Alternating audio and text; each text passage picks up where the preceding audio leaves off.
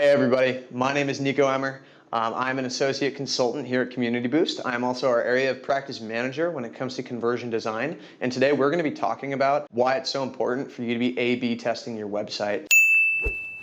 Now, for those of you who aren't as familiar with the concept, A/B testing, also known as split testing, is when you take a page of your website, you make two different versions of it, you send 50% or one of those versions to 50% of your traffic and the other version to the other 50% of your traffic, and you see which of those pages performs better. Now, this is so important because you cannot improve what you aren't measuring. You could be leaving thousands of dollars in donations, purchases, or whatever it is that you define as a conversion on the table simply by not testing and therefore not knowing exactly what it is that your audience responds to best. So without further ado, let's get into it. If you want to start A/B testing your website, there are a variety of tools that you can use to do this. If you're using a WordPress site, there's some great tools that you can use to actually specifically test pages within WordPress. One of our favorites is Optimizely, but there are numerous plugins, both ranging from super expensive down to free, that you can use to start A/B testing your website.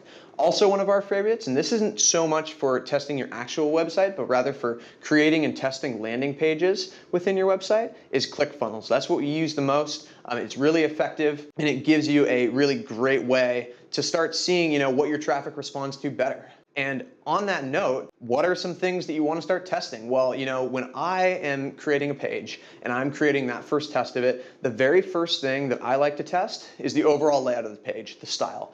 Big hero image up top or a bunch of text, a ton of text or very little, a video up top or a picture. There's a ton of things that you can start testing.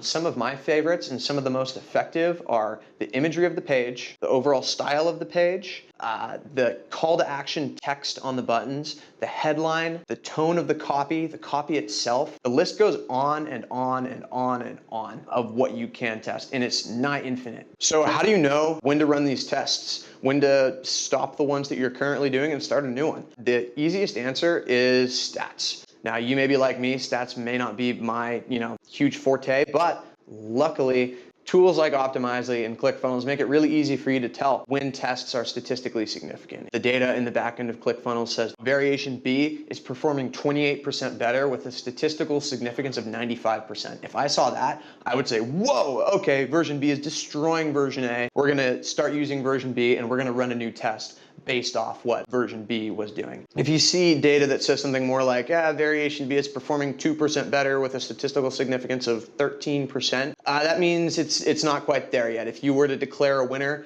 your test wouldn't have been effective. So you're gonna wanna wait, you're gonna wanna let that test run a little while longer, and then you're gonna wanna declare once that statistical significance is higher. Like I said, once you hit statistical significance and you end a test and you start a new one, you're gonna wanna do that over and over and over again, but eventually you will reach a point of diminishing returns, and that's good. That's how you know, like, okay, I have tested this page into infinity. Unless I change something radically, like the content of the whole page, nothing is really gonna change. So you wanna test until you're receiving those diminishing returns on the increase in conversion rate. So, that's where you wanna kind of drop the end cap for your testing. Now, that being said, this was a very high level look at A/B testing your website. We're gonna get into this much deeper in the future. So if you wanna continue to receive those videos and that content from us, talking about how we can better improve your website, get those conversion rates higher, like and subscribe. We're gonna be putting out some really cool stuff for you guys, and I can't wait for you to see it.